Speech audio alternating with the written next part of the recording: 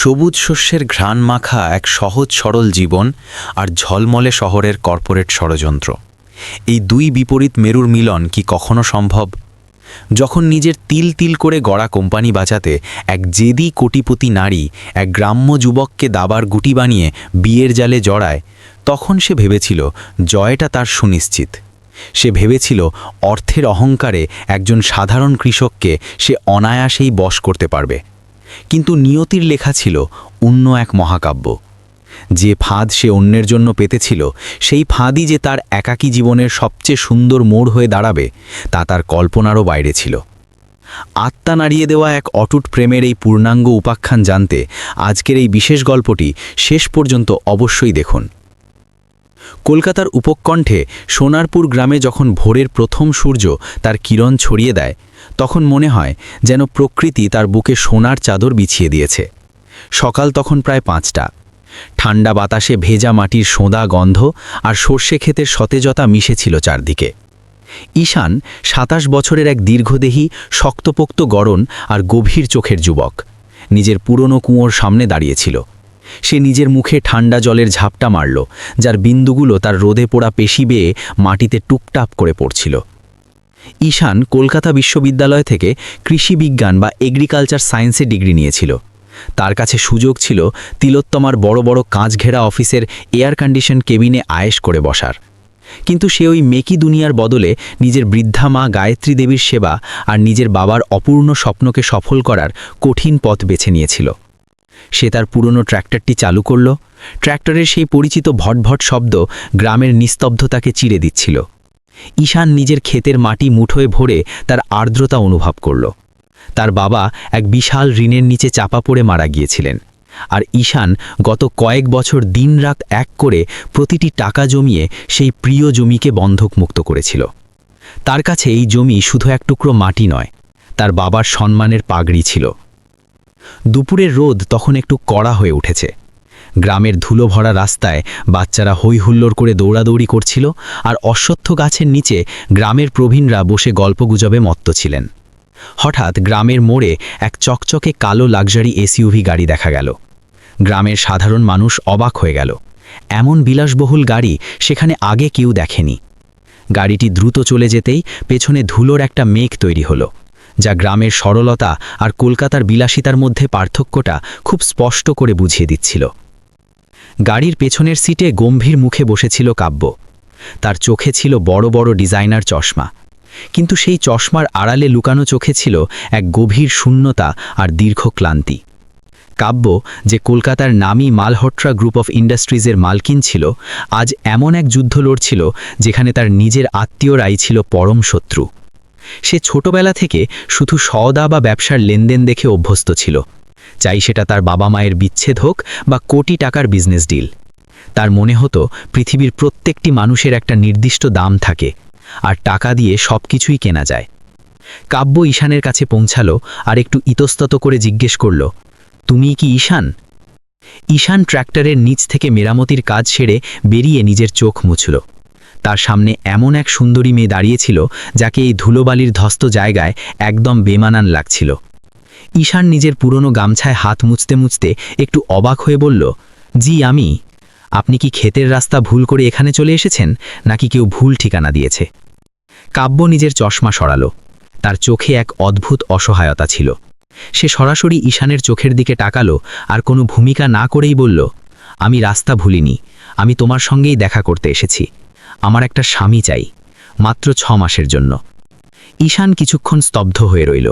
তার মনে হলো হয়তো কানে ভুল শুনেছে। সে একটু বিদ্রূপের হাসি হেসে বলল, দেখুন, এটা যদি কোনো কলকাতার শৌখিন রসিকতা হয়, তাহলে বলে রাখি, আমার ক্ষেতে অনেক কাজ পড়ে আছে। এখানে আমরা ফসল ফলাই, কোনো নাটক করি না। এটা রসিকতা নয়। কাব্যের গলায় একটা কাঁপুনি ছিল, যা সে প্রাণপণে লোকানোর চেষ্টা করছিল। আমি কাব্য মালহোত্রা। আমার খুড়তো ভাই ইন্দ্রজিতের কুনজর পড়েছে আমার পুরো সম্পত্তির ওপর। আমার দাদুর উইল অনুযায়ী আমাকে আগামীকালের মধ্যে বিয়ে করতে হবে, নয়তো আমি আমার সর্বস্ব হারিয়ে ফেলব। আমার শহরের কোনো ধূর্ত বা ধনী ছেলে চাই না, কারণ সে আমার ব্যবসায় ভাগ বসাবে অথবা আমাকে ব্ল্যাকমেল করবে। আমার তোমার মতো একজনকে চাই, যার মনে কোনো লোভ নেই। ঈশান একটা দীর্ঘশ্বাস ফেলল আর নিজের ট্র্যাক্টরটা বন্ধ করে দিল। সে গম্ভীর হয়ে বলল, তার মানে আপনার স্বামী নয়, আসলে একটা দাবার গুটি চাই। আপনার মনে হলো গ্রামের এক গরিব কৃষককে কিছু টাকা দেখালেই সে লেজ নাড়িয়ে আপনার পিছু পিছু শহরে চলে আসবে। কাব্য একটু এগিয়ে গিয়ে আবেগপ্রবণ হয়ে বলল, আমি তোমাকে এত টাকা দেব যে তোমার এই গ্রামের সব অভাব অভিযোগ দূর হয়ে যাবে। তোমার ওপর যদি কোনো ঋণ থাকে বা তোমার ক্ষেতের যা যা প্রয়োজন সেসব এক নিমেষেই মিটে যাবে। স্রেফ 6 মাসের নাটক, তারপর তুমি আজাদ, আমিও আজাদ। ঈশান একটু কাছে এলো। তার উচ্চতা কাব্যর চেয়ে অনেক বেশি ছিল, কিন্তু তার গলায় একটা অদ্ভুত স্থিরতা ছিল। সে গম্ভীর স্বরে বলল, কাব্যজি, খেতে ফসল ফলাতে মাসের পর মাস গড়িয়ে যায়, কিন্তু তা কাটতে লাগে মাত্র 1 দিন। আপনি একটা সম্পর্ককে ফসলের মতো নয়, বরং বাজারের সবজির মতো কিনতে এসেছেন। সম্পর্ক সাওদা দিয়ে নয়, সঙ্গ দিয়ে তৈরি হয়। কাব্যর চোখে জল টলমলো করতে লাগল। সে নিজের গলা সামলে বলল, আমার দুনিয়ায় সঙ্গ বা পাশে থাকা বলে কিছু হয় না ঈশান, সেখানে শুধু প্রয়োজন থাকে। আমার বাবা মা আমাকে মাত্র 10 বছর বয়সে একা ছেড়ে দিয়েছিলেন। তখন থেকে আজ পর্যন্ত আমি একাই লড়ছি। যদি আজ আমি এই সিদ্ধান্ত না নিতাম, তবে আমি ওই সব কিছু হারিয়ে ফেলতাম যা আমার দাদু নিজের রক্ত ঘাম দিয়ে তৈরি করেছিলেন। তুমি কি এক হেরে যাওয়া মানুষের সাহায্য করবে না? ঈশান কাব্যর চোখের দিকে গভীরভাবে তাকালো। সেখানে সে কোনো অহংকার দেখল না, বরং এক পরাজিত যোদ্ধাকে দেখতে পেল যে নিজের শেষ নিঃশ্বাস পর্যন্ত লড়ছে। ঈশান অনুভব করল যে এই মেয়েটি বাইরে থেকে যতটা কঠোর, ভেতর থেকে ততটাই ভেঙে চুরমার হয়ে গেছে। ঈশান কিছুক্ষণ চুপ থাকার পর বলল, কাব্যজি, আমি আপনার টাকা বা আপনার কোম্পানির প্রভাব দেখে হ্যাঁ বলছি না। আমি রাজি হচ্ছি কারণ আমি দেখেছি যে আপনজনদের সঙ্গ হারিয়ে গেলে কেমন অনুভব হয়।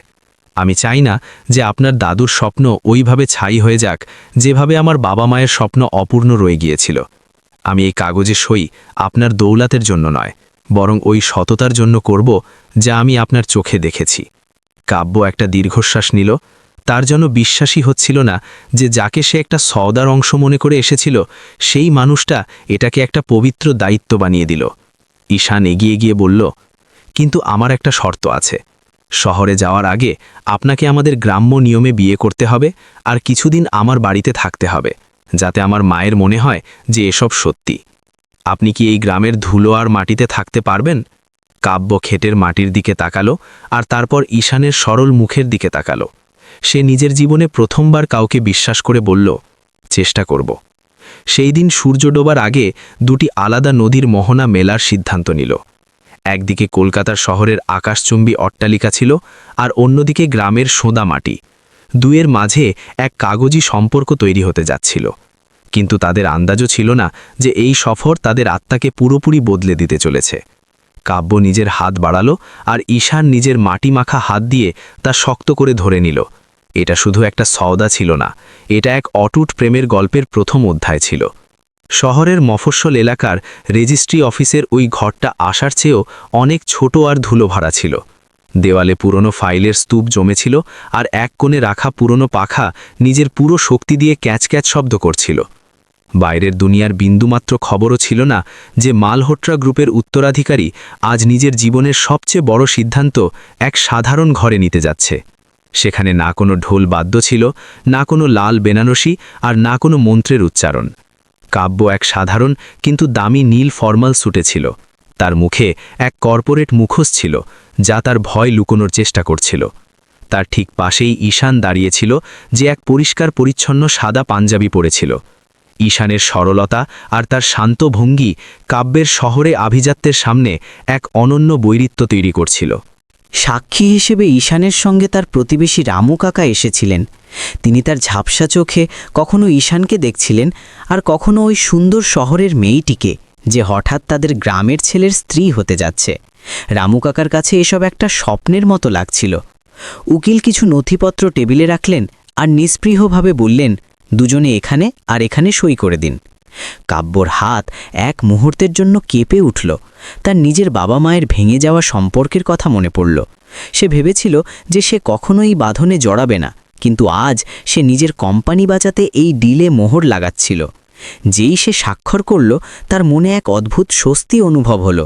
তার কোম্পানি এখন সুরক্ষিত ছিল, যখন ঈশানের পালা এলো তখন সে খুবই গাম্ভীর্যের সঙ্গে কলম ধরল। তার কাছে এটা কেবল কাগজ ছিল না, সে কাব্যর চোখে হেরে যাওয়ার যে ভয় দেখেছিল তা দূর করার এক দায়িত্ব ছিল। স্বাক্ষর হওয়ার পর কাব্যর উকিল কাছে এসে নিচু স্বরে বলল, ম্যাডাম, যদি আমরা চাই যে কোম্পানির বোর্ড আর ইন্দ্রজিৎ এই বিয়ের ওপর সন্দেহ না করুক, তবে আপনাকে কিছুদিন ঈশানের ঘরে গ্রামেই থাকতে হবে। শহরের হোটেলে থাকা সন্দেহজনক মনে হতে পারে। কাব্য একটা লম্বা শ্বাস ফেলল। সে গ্রামে যাওয়ার চিন্তাতেই অস্বস্তিতে ছিল, কিন্তু তার কাছে আর কোনো রাস্তা ছিল না। সে অনিচ্ছায় মাথা নেড়ে নিজের সম্মতি দিল। গ্রামের দরজায় গৃহপ্রবেশ। ধুলো উড়িয়ে কালো এসইউভি যখন ঈশানের পৈতৃক বাড়ির সামনে থামল, তখন পুরো গ্রাম তাদের জানালা আর দরজা দিয়ে উকি মারতে লাগল। বাড়িটা পাকা ছিল, কিন্তু তার গঠন খুব পুরনো আর সাধারণ ছিল। দেওয়াল চুন দিয়ে রং করা ছিল, আর বারান্দায় একটা তুলসী মঞ্চ ছিল। যেই কাব্য গাড়ি থেকে নিচে নামল, সে দেখল যে ঈশানের বৃদ্ধা মা গায়ত্রী দেবী হাতে বরণডালা আর আরতির থালা নিয়ে দাঁড়িয়েছিলেন। তার মুখে মমতার এমন এক চমক ছিল যা কাব্য বহু বছর দেখেনি। কাব্য, যে এই বিয়েকে কেবল একটা চুক্তি বা কন্ট্রাক্ট মনে করত, ঈশানের মায়ের এই ঐতিহ্যবাহী স্বাগত দেখে খুব অস্বস্তিতে পড়ে গেল। গায়ত্রী দেবী এগিয়ে গিয়ে কাব্যর আরতি করলেন আর তার কপালে সিঁদুর ও চন্দনের তিলক লাগাতে লাগাতে বললেন, বেঁচে থাকো মা, আজ এই বাড়ির ভাগ্য খুলে গেল যে তুমি এই দরজায় এসেছ। কাব্য চুপ করে দাঁড়িয়ে রইল। যখন গায়ত্রী দেবী তাকে মা বা বৌমা বলে ডাকলেন আর তার মাথায় বড় আদরে হাত বুলিয়ে দিলেন, তখন কাব্যর চোখের কোণ ভিজে গেল। ওই পাথর কঠিন হৃদয়ের বিজনেসওয়ামান যে দুনিয়াকে নিজের আঙুলে নাচাতে জানত, ওই মমতাময়ী স্পর্শের সামনে শব্দহীন হয়ে গেল। সে প্রথমবার অনুভব করল যে সে নিজের কোম্পানি বাঁচাতে কেবল একটা স্বামীই নয়, বরং একটা পুরো পরিবার অজান্তেই ভাড়ায় নিয়েছে। গ্রামের প্রথম রাত কাব্যর জন্য কোনো দুঃস্বপ্নের চেয়ে কম ছিল না। শহরের আলিশান সুবিধায় থাকা কাব্যর জন্য এখানের বাস্তবের সঙ্গে মানিয়ে নেওয়া অসম্ভব মনে হচ্ছিল। রাত তখন প্রায় 10টা। কাব্য নিজের ল্যাপটপে অফিসের জরুরি ফাইল খোলার চেষ্টা করছিল, কিন্তু ঠিক তখনই লোডশেডিং হলো, বিদ্যুৎ চলে গেল। পুরো ঘর ঘন অন্ধকারে ডুবে গেল। ভ্যাপসা গরম আর মশার আক্রমণে তার বিরক্তি চরমে পৌঁছে গেল। সে রাগে নিজের ল্যাপটপ বন্ধ করে দিল। এটা কেমন জায়গা, না বিদ্যুৎ আছে, না এয়ার কন্ডিশনার, আর না কোনো ভালো ইন্টারনেট। সে অন্ধকারে বিড়বিড় করে উঠল। তখনই দরজায় হালকা টোকা পড়ল। ঈশান হাতে একটা লণ্ঠন আর মাটির কলসির ঠান্ডা জলের গ্লাস নিয়ে ভেতরে এলো। সে দেখল যে কাব্য ঘামে ভিজে গেছে আর অস্থির হয়ে নিজের হাত নাড়াচ্ছে।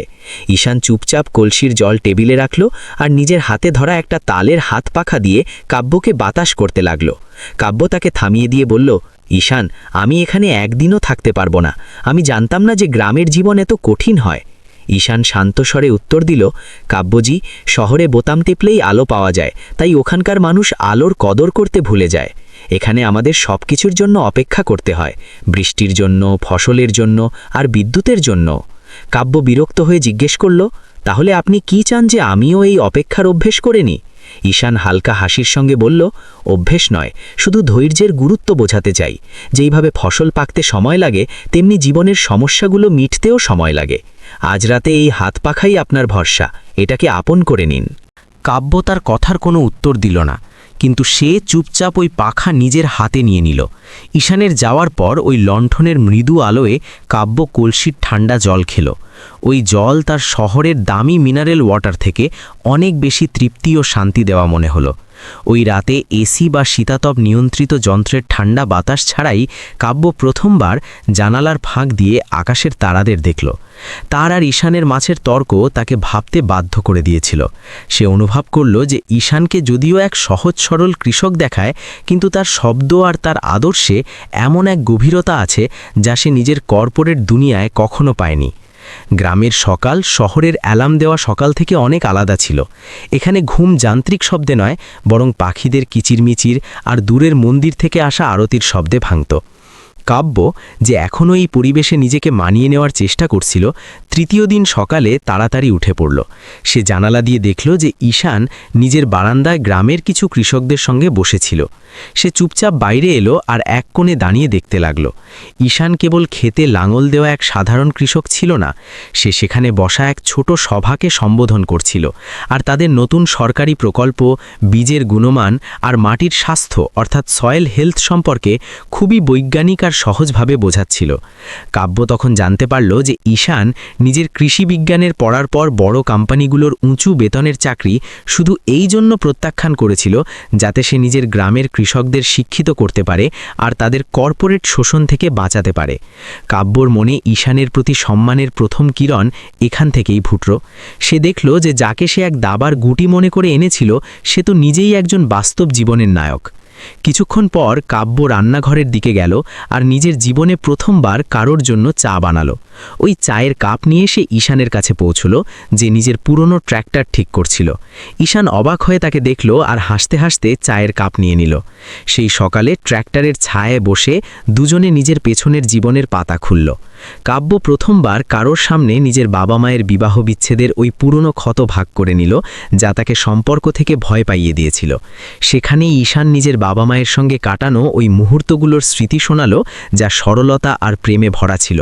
তাদের মাঝের ওই বরফ গলা দেওয়াল এখন ধীরে ধীরে গলতে শুরু করেছিল আর এক না বলা অংশীদারিত্বের শুরু হচ্ছিল। দুপুর হতে হতে গরম আর ভ্যাপসা ভাব বেড়ে গেল। গ্রামে বিদ্যুৎ আবার চলে গিয়েছিল আর কাব্য ঘামে অস্থির হয়ে খিটখিটে হচ্ছিল। সে ঘরে এদিক ওদিক পায়চারা করছিল। তখনই ঈশানের মা গায়ত্রী দেবী ঘরে এলেন। তিনি কাব্যর অস্থিরতা দেখলেন আর কিছু না বলে তাকে বিছানায় বসালেন। গায়ত্রী দেবী একটা হাত পাখা নিলেন আর ধীরে ধীরে কাব্যকে বাতাস করতে লাগলেন। তিনি নিজের হাতে তাকে টাটকা তৈরি খাবার খাওয়ালেন। কাব্যর চোখ ভরে এলো। যেই মায়ের ভালোবাসার জন্য সে ছোটবেলা থেকে হাহাকার করত, তা সে আজ এই অজানা ঘরে এক আপোষের বিয়ের মাধ্যমে পাচ্ছে। তার মনে হলো যে সে নিজের কোম্পানি বাঁচানোর চক্করে ওই পরিবার পেয়ে গেছে যাকে সে পুরো দুনিয়ার দৌলত দিয়েও কিনতে পারত না। ওই রাত খুব শান্ত ছিল, কিন্তু এই শান্তি কোনো আসন্ন ঝড়ের ইঙ্গিত ছিল। মাঝরাতের কাছাকাছি হঠাৎ গ্রামে চিৎকার শুরু হলো, আগুন আগুন! কাব্য ভয় পেয়ে উঠল আর বাইরে দৌড়ল। সে দেখল যে ঈশানের শস্যের গুদাম থেকে লেলিহান আগুনের শিখা উঠছিল। এটা কোনো দুর্ঘটনা ছিল না, বরং ইন্দ্রজিতের এক ভেবে চিনতে করা চাল ছিল, যাতে ঈশানকে আর্থিকভাবে ভাঙতে পারে আর তাকে কাব্যর সঙ্গ ছাড়তে বাধ্য করতে পারে। ঈশান দিশেহারা হয়ে গুদামের দিকে দৌড়ল।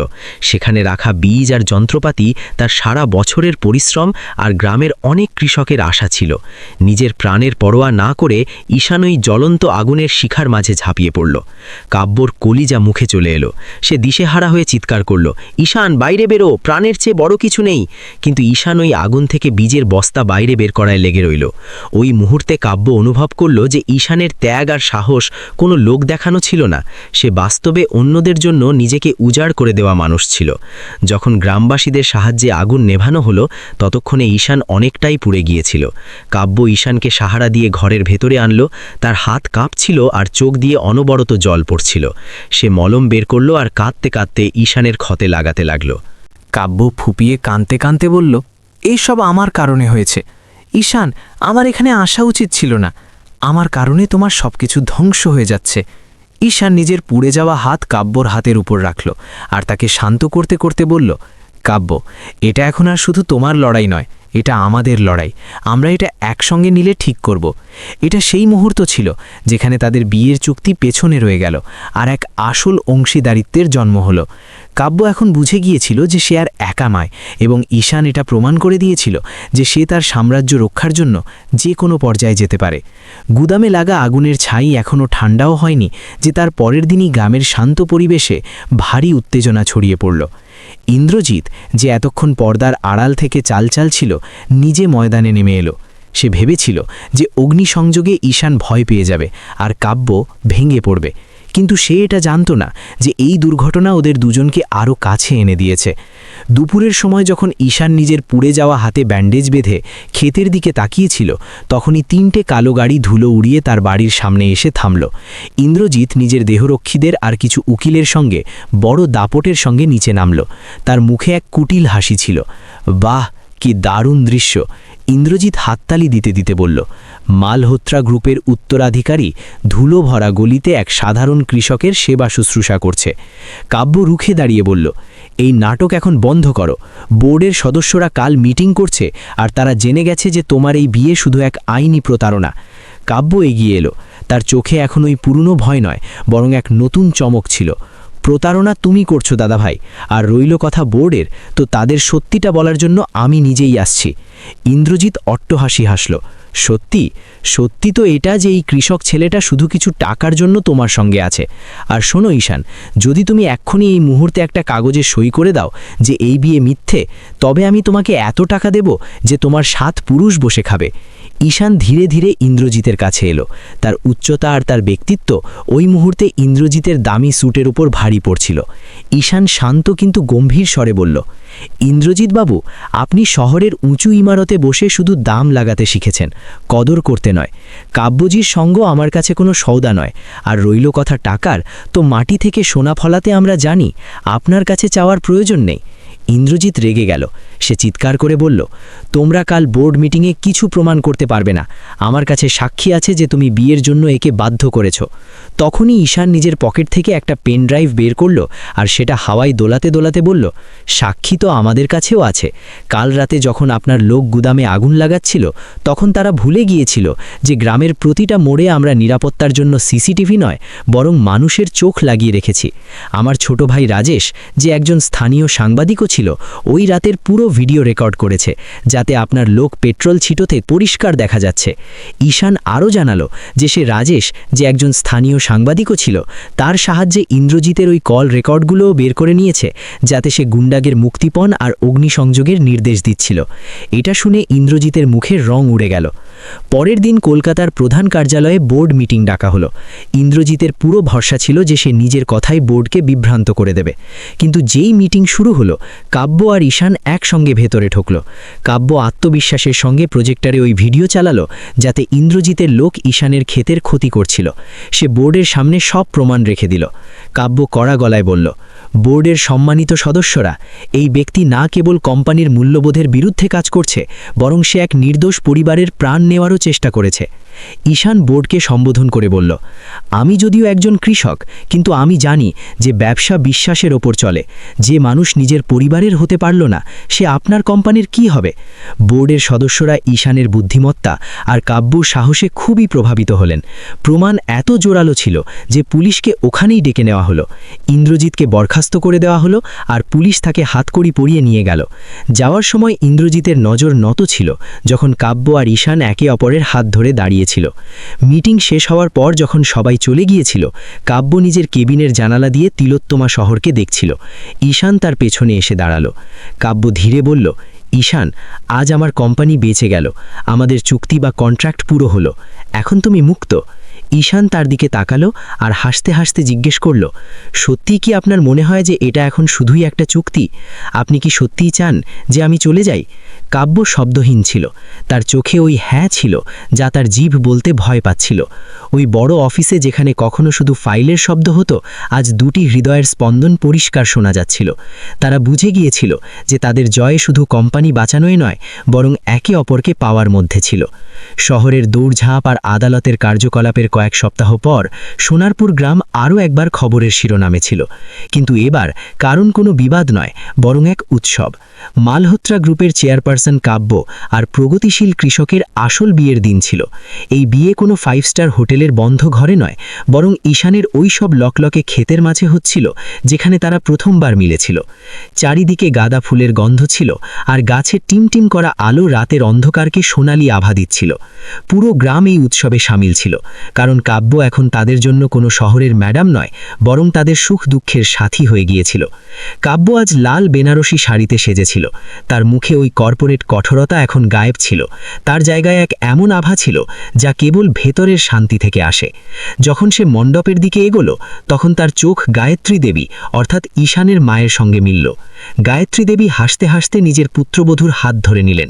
কাব্য অনুভব করল যে যেই পরিবার আর মমতার খোঁজ সে পুরো দুনিয়ার সম্পত্তি শক্তিতে খুঁজেছিল তা সে এই কাঁচা মাটি আর নিঃস্বার্থ প্রেমে পেয়ে গেছে। পুরোহিত মশাই মন্ত্রোচ্চারণ শুরু করলেন।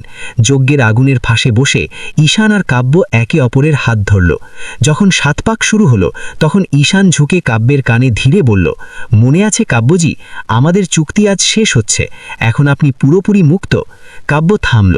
সে ঈশানের চোখে গভীরভাবে তাকালো আর উত্তর দিল, না ঈশান, আজ থেকে এক নতুন চুক্তি শুরু হচ্ছে, সারা জীবনের জন্য। আর এবারের কালই কোনো উকিলময়, বরং আমার হৃদয়। ঈশান হাসতে হাসতে কাব্যের সিথিমে সিঁদুর পরিয়ে দিল। এই সিঁদুর কেবল এক প্রথা ছিল না, বরং দুটি আলাদা দুনিয়ার মিলনের প্রতীক ছিল। গ্রামের মহিলারা মঙ্গল গীত ও উলুধ্বনি দিচ্ছিল, আর পুরো পরিবেশ এক পবিত্র শক্তিতে ভরে গেল। বন্ধুরা, আপনাদের এই গল্পটা কেমন লাগলো? নিজের মতামত আমাদের কমেন্টে অবশ্যই জানান।